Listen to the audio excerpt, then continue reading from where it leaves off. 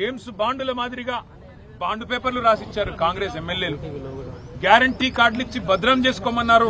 భద్రంగా పెట్టుకోండి, 100 రోజులు మీరు భద్రంగా పెట్టుకుంటే 101వ రోజు మా వాళ్ళు వస్తారు, వచ్చి మీకు ప్రతిదీ అమలు చేస్తారని చెప్పి ఆనాడు బొంకి నమ్మబలికి ఓట్లేయించుకొని ఓడ మీదున్నప్పుడు ఓడమల్లన్న, ఒడ్డుకెక్కినాక బోడమల్లన్న అన్నట్టు 3వ బడ్జెట్ లో కూడా గ్యారంటీ అన్న మాట లేకుండా, డిక్లరేషన్ అన్న మాట లేకుండా ఇవాళ ప్రతి వర్గాన్ని వంచిస్తున్నది కాంగ్రెస్ ప్రభుత్వం.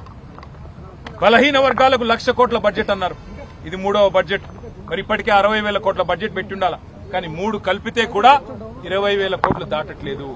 అందుకే ఈ రాష్ట్ర ప్రజల తరపున, ఈ రాష్ట్రంలోని 46 లక్షల మంది వృద్ధులు వితంతువుల తరపున 4,000 పెన్షన్ ఎప్పుడు ఇస్తారు అని బడ్జెట్ లో ప్రభుత్వాన్ని అడుగుతాం. ఈ రాష్ట్రంలోని 1,88,00,000 మంది ఆడపిల్లలు ఎవరైతే 18 ఏళ్లు నిండిన వాళ్ళు ఉన్నారో 2,500 రూపాయలు మహాలక్ష్మి ఎప్పుడొస్తుందా అని ఎదురు చూస్తున్న వారు ఎవరైతున్నారో ఈ బడ్జెట్ లో కాంగ్రెస్ ప్రభుత్వం స్పందించకపోతే తప్పకుండా ఈ ప్రభుత్వాన్ని వదిలిపెట్టం, నిలదీస్తాం. అట్లాగే మరి రాష్ట్ర వ్యాప్తంగా 5 లక్షల మంది దివ్యాంగులు 6,000 పెన్షన్ కోసం ఎదురు చూస్తున్న వారు, వారి తరపున ప్రభుత్వాన్ని నిలదీస్తాం. ఇవి మాత్రమే కాదు, మీరు చెప్పిన 6 గ్యారంటీలు, 420 హామీలు, మీరు రాసిచ్చిన బాండ్ పేపర్లు ఇవాళ నీటి మీద రాతలైనాయి, నీటి మూటలైనాయి తప్ప ఏమీ కాదనే విషయాన్ని మళ్ళొక్కసారి నొక్కి చెబుతాం.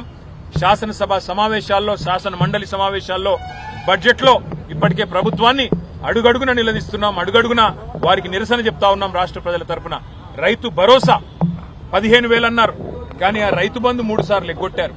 ఇవాళ రైతులు ఎదురు చూస్తా ఉన్నారు. ఉగాది దాటిపోయింది, మరి సంక్రాంతికి ఇవ్వాల్సిన రైతు బంధు ఉగాది వచ్చినా పడతలేదంటే మరి ఈ ప్రభుత్వం యొక్క చేతగానితనం, ఈ ప్రభుత్వం యొక్క వైఫల్యం ఎంత తీవ్రంగా ఉన్నదో అందరు చూస్తా ఉన్నారు.